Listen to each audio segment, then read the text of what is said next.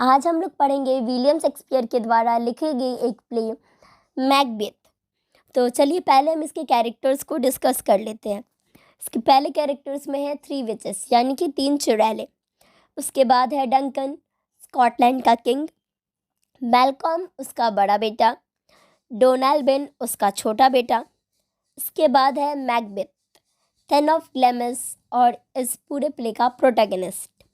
Lady Macbeth उसकी wife है। 3 murderers भी है जिसे मैकबेथ ने हायर किया था। बैंको आर्मी का कमांडर है। फ्लैंसे बैंको का बेटा है। मैकडफ एक स्कॉटिश नोबलमैन है। लेडी मैकडफ उसकी वाइफ है और उसका एक बेटा भी है। लिनॉक्स और रॉस जो है वो लोग भी स्कॉटिश नोबलमैन है। तो चलिए अब प्ले को शुरू करते हैं। जब ये प्ले स्टार्ट होता है तब आसमान में बिजली कड़क रही होती है और हमें उसके बाद 3 विचेस को यानी कि 3 चुड़ैलों को दिखाया जाता है जो कि ये डिसाइड करती है कि वो लोग मैकबेथ से मिलेंगी।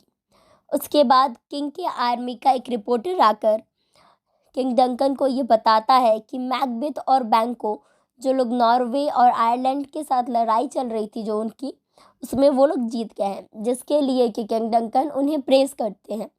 उसके बाद मैकबेथ और बैंको अपनी जीत के बारे में बात कर रहे होते हैं, तभी उन्हें सामने से 3 विचेस आती है और ये भविष्यवाणी करती है कि मैकबेथ जो थेन ऑफ ग्लैमस है वो आगे चलकर थेन ऑफ काउडर, यहाँ तक कि शायद स्कॉटलैंड का किंग भी बन जाए।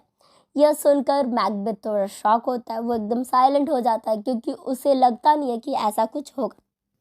ये सारी बातें सुनने के बाद बैंको जो है वो अपने फॉर्चून के बारे में पूछता है, तो वो विचेस ऐसा बोलती है कि मैकबेथ के बाद बैंको के जो वंशज रहेंगे वो लोग स्कॉटलैंड पे राज करेंगे। इसके बाद रॉस आकर मैकबेथ को बताता है कि मैकबेथ को थेन ऑफ काउडर बनाया गया है क्योंकि पहले जो थेन ऑफ काउडर था वो नॉर्वे की मदद कर रहा था और स्कॉटलैंड के साथ उसने धोखा किया, तो इसलिए उसे हटा करके अब मैकबेथ को नया थेन ऑफ काउडर बनाया गया। तो यहाँ पे विचेस की पहली भविष्यवाणी सच हुई। इसके बाद मैकबेथ यह सोचता है कि अब वो जल्दी से राजा भी बन जाए तो बहुत अच्छा होगा। अब रात को जब राजा डंकन, मैकबेथ और बैंको तीनों एक साथ रहते हैं तो राजा डंकन जो है वो उन लोगों को बताते हैं कि राजा डंकन के बाद स्कॉटलैंड पे उनका बड़ा बेटा मैल्कम राज करेगा। ये सुनने के बाद मैकबेथ थोड़ा चिंता में पड़ जाता है क्योंकि विचेस की भविष्यवाणी के अनुसार तो वो राजा बनने वाला था। अब मैकबेथ अपनी लेडी मतलब उसकी जो वाइफ थी लेडी मैकबेथ उसे विचेस की भविष्यवाणियों के बारे में बताता है, तो लेडी मैकबेथ सोचती है कि अब मैकबेथ को राजा बनाने का बस एक ही सॉल्यूशन है कि अभी जो प्रेजेंट किंग डंकन है उसे मार दिया जाए। पर शुरू शुरू में मैकबेथ तो इससे लेकर के नहीं मानता है बिकॉज वो इतने सालों तक आर्मी में कमांडर रहा और बहुत सारे फाइट्स किए थे उसने किंग डंकन के लिए।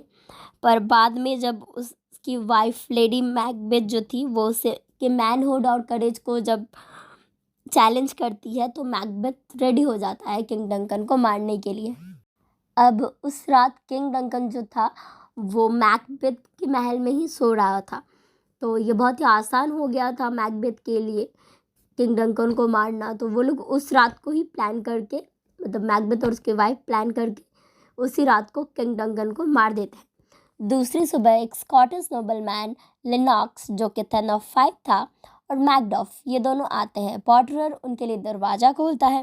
मैकबेथ उन दोनों को किंग के चैम्बर में यानी कि किंग डंकन के चैम्बर में लेकर के जाता है, जहाँ मैकडॉफ जो था वो किंग डंकन के डेड बॉडी को देखता है और तभी मैकबेथ वहाँ खड़ी 2 गार्ड्स रहते हैं उन्हें तुरंत मार देता है ताकि किसी को सच्चाई का पता ना चले, किसी को यह पता ना चले कि मैकबेथ जो था उसने ही रात को किंग को मार दिया था। और जब सब उससे पूछते हैं क्यों गार्ड्स को मार दिया तो वो कहता है कि शायद इन गार्ड्स ने ही हमारे राजा को मारा है क्योंकि गार्ड्स ही यहाँ पर थे रात को। और इसके बाद मैकबेथ स्कॉटलैंड का किंग बना दिया जाता है क्योंकि राजा के जो दोनों बेटे थे वो यह सोचकर स्कॉटलैंड छोड़ के भाग जाते हैं इंग्लैंड कि उसके पिता के मर्डर करने के बाद मर्डरर उन्हें भी मार देगा। तो अब लोगों के पास कोई ऑप्शन नहीं बचा था, तो मैकबेथ को ही स्कॉटलैंड का किंग बनाया जाता है। और इसी के साथ मैकबेथ यह सोचता है कि विचेस की जो भविष्यवाणी थी वो सच हो गई। पर विचेस ने जो भविष्यवाणी बैंकों को लेकर की थी कि मैकबेथ के बाद बैंकों के जो वंशज है वो स्कॉटलैंड पे राज करेंगे, उसको लेकर वो थोड़ा चिंता में था। तो वो सोचता है कि वो बैंकों का जो बेटा है फ्लेंसी उसे मार देगा, ताकि उसके बाद और कोई नहीं बने, मैकबेथ ही वहाँ का राजा रहे। इसके बाद मैकबेथ प्लानिंग करके एक बहुत बड़ा डिनर ऑर्गेनाइज करता है, जिसमें वो बहुत सारे लोगों को बुलाता है और ऑफ कोर्स बैंको और उसके बेटे को भी बुलाता है, ताकि वो उन लोगों को मार सके। पर उसे पता चलता है कि रात को ही बैंको अपने बेटे फ्लेंसे के साथ स्कॉटलैंड छोड़कर भाग गया है, यानी कि निकल चुका है स्कॉटलैंड छोड़ के। तो वो 3 आदमियों को हायर करता है बैंको और उसके बेटे को मारने के लिए। तो वो 3 आदमी जो है वो उन दोनों का पीछा करते हैं, बैंको और उसके बेटे का। तो वो बैंको को मारने में तो सक्सेसफुल हो जाते हैं, बैंको को मार देते हैं, पर उसके बेटे को नहीं मार पाते। और ये बात जानकर मैकबेथ बहुत ज़्यादा गुस्सा हो जाता है, क्योंकि बैंको से ज़्यादा ज़रूरी तो उसके बेटे को मारना था। अब रात को पार्टी में क्या होता है कि मैकबेथ को बैंको का भूत दिखाई देता है। सिर्फ मैकबेथ को ही दिखाई देता है, क्योंकि उसने बैंको को मरवाया था। तो इस वजह से वो बहुत ही अजीब अजीब हरकतें करने लगता है पार्टी में, जिस वजह से पार्टी में जो लोग थे उन्हें थोड़ा शक होता है मैकबेथ के ऊपर कि कुछ तो गड़बड़ है, शायद इसी ने किंग डंकन को मारा है, इसलिए इतनी अजीब अजीब हरकतें करता है। अब वहाँ मैकडफ जो रहता है, स्कॉटिश जो नोबल मैन जो सुबह को आया था, उसे तो पूरा शक हो जाता है। उसे लगता है कि हाँ पक्का मैकबेथ ने ही मारा है हमारे किंग को। जहाँ दूसरी तरफ किंग डंकन का जो बड़ा बेटा मैल्कम था, जो कि स्कॉटलैंड छोड़ के इंग्लैंड चला गया था, वो वहाँ इंग्लैंड में जाकर मैकबेथ के खिलाफ अपनी एक आर्मी तैयार कर रहा था। और मैकडफ भी इंग्लैंड चला गया उसके पास उसकी मदद करने के लिए, और वो दोनों मिलकर आर्मी तैयार करने लगे मैकबेथ के खिलाफ। इसके बाद अब जो भी रात को हुआ था पार्टी में, उस वजह से मैकबेथ बहुत ही ज़्यादा डर गया था। तो वो सोचता है कि वो विचेस के पास जाएगा, तो विचेस भी उसके, जब वो अकेला रहता है तो विचेस भी उसके पास आ जाती है। तो वो विचेस से यह पूछता है कि मुझे बताओ मेरे जो डेथ है वो कैसे होगा, मैं कैसे मरूंगा, मेरे फ्यूचर के बारे में मुझे बताओ। तो वो विचेस उसे 3 बात कहती है, 3 भविष्यवाणियाँ करती है। पहला तो तुम्हें मैकडफ से बहुत सावधान रहना पड़ेगा, उससे बच कर रहना पड़ेगा, वो तुम्हारे मौत का कारण बन सकता है। दूसरी बात जो वो विचेस कहती है वो यह कहती है कि कोई भी व्यक्ति जो अपने मदर के ओम से नेचुरली पैदा हुआ है, अपने माँ के कोख से, वो तुम्हें नहीं मार सकता। तीसरी बात, जब तक बर्मन का जो फॉरेस्ट है, बर्मन का जो जंगल है वो सुरक्षित है, तब तक तुम्हारा साम्राज्य भी सुरक्षित है। पर जब वो जंगल खतरे में पड़ेगा, जब वो जंगल सामने से तुम्हारे किले की तरफ चल कर आएगा और तुम्हारे किले को घेर लेगा, तब समझो कि तुम खत्म, तुम्हारा साम्राज्य भी खत्म। यह सब सुनने के बाद मैकबेथ यह सोचता है कि अब मैकडफ जो कि इंग्लैंड चला गया था उसे मारना बहुत ज़रूरी है। तो वो अपने आदमियों को भिजवाता है मैकडफ को मारने के लिए उसके घर पे, पर उसे पता नहीं रहता कि वो इंग्लैंड चला गया है। तो उसके आदमी जब उसके घर पे जाते हैं तो मैकडफ तो नहीं रहता, उसकी वाइफ को और उसके सन को वो लोग मार देते हैं। मैकडफ को जब ये बात पता चलती है कि मैकबेथ ने उसकी वाइफ और सन को मरवा दिया है, तो वो बहुत ही ज़्यादा गुस्सा हो जाता है। तो पहले तो वो आर्मी के साथ मिलकर मैकबेथ के खिलाफ लड़ने वाला था, पर अब वो ये चीज़ उसके लिए पर्सनल हो गया था, क्योंकि मैकबेथ ने अब उसकी फैमिली को मार दिया था। तो डिसाइड करता है कि वो इस बार तो मैकबेथ को अब पक्का मारेगा। अब जब इंग्लिश मैन और स्कॉटिश मैन जो भी आर्मी बनाए थे, वो लोग साथ मिलकर मैकबेथ के खिलाफ हमला करने के लिए तैयार हो गए थे और अपनी अपनी आर्मी को लेकर के मैकबेथ के किले की तरफ बढ़ रहे थे। इसी समय मैकबेथ के लिए एक बुरी खबर आती है कि जो उसकी वाइफ थी लेडी मैकबेथ, वो पागल हो गई, वो नींदों में चलने लगी है, वो पागलों की तरह हरकतें कर रही है, क्योंकि उसे ऐसा लग रहा था, उसे गिल्ट फील हो रहा था, उसे ऐसा लग रहा था कि उसके जो हाथ है वो जो किंग डंकन थे उसके मर्डर से रंगे हुए हैं। और यही सब सोच सोच कर वो पागल हो गई थी और बुरे एकदम पागलों की तरह हरकतें कर रही थी। पर मैकबेथ जो था वो अब पहले से भी ज़्यादा तानाशाह हो गया था। उसे लगता था कि उसके बराबर का इस दुनिया में अब कोई नहीं है, वो सबसे ज़्यादा शक्तिशाली है। उसके इस बदले हुए बर्ताव के वजह से मैकबेथ के जो खुद के आर्मी के लोग थे वो उसे छोड़ कर मैल्कॉम की आर्मी में चले गए। अब जो मैल्कॉम और मैकडफ की जो आर्मी थी, ये वो जो मैकबेथ के किले की तरफ आ रही थी, तो वो बर्मन के जंगल में आकर के खड़ी होती है और वो लोग मिलकर ये प्लान बनाते हैं कि उनकी जो आर्मी है, आर्मी फोर्सेस है, वो लोग अपने सामने जंगल से पेड़ पौधे और टहनियाँ अपने सामने लेकर चलेंगे, ताकि जो मैकबेथ है वो उनके आर्मी में कितने पर्सन्स है, कितने आर्मी है, उनका अंदाज़ा ना लगा सके।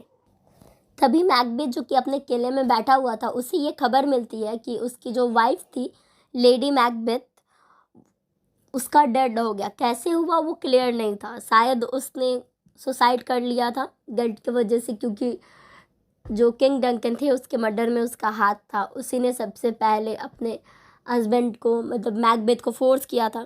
तो मे बी कैसे हुआ था डेथ वो इसमें क्लियर नहीं बताया गया है। ये जानने के बाद मैकबेथ थोड़ा शॉक हो जाता है और उधर दूसरी तरफ मैकडफ और मैल्कॉम की जो सेना थी वो अपने सामने पेड़ पौधे और टहनियाँ लेकर चल रही थी बर्मन के जंगल से। तो ऐसा लग रहा था कि बर्मन का जंगल जो है वो खुद चलकर मैकबेथ के किले के सामने आ रहा है और वो लोग सामने आते आते मैकबेथ का जो किला था उसे पूरी तरफ से घेर लेते हैं। तो यहाँ पर जो है विचेस की भविष्यवाणी सच होती है। इसके बाद मैकबेथ और मैकडफ में एक बहुत बड़ी लड़ाई होती है, जिसमें कि मैकडफ मैकबेथ को मार देता है, क्योंकि मैकडफ जो था उसका जन्म नेचुरली उसके मदर के होम से नहीं हुआ था।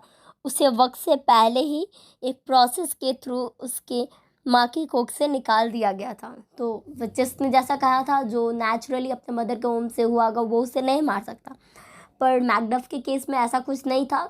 तो लास्ट में मैकडफ ही मैकबेथ को मार देता है और मैकबेथ के डेथ के बाद प्ले के एंड में मैल्कम को स्कॉटलैंड का नया किंग बनाया जाता है। और जहाँ तक बात रही बैंकों के बारे में, जो भविष्यवाणी की गई थी कि उसके जो वंशज होंगे उन्हें बनाया जाएगा, वो लोग स्कॉटलैंड पे राज करेंगे। तो जो जेम्स वन थे जो कि स्कॉटलैंड पे राज किए थे, वो भी कहीं ना कहीं उनके बैंकों के ही वंशज थे। तो इस तरीके से वो वाली भविष्यवाणी भी सच होती है और ये जो प्ले है वो यहीं पे ख़त्म हो जाता है।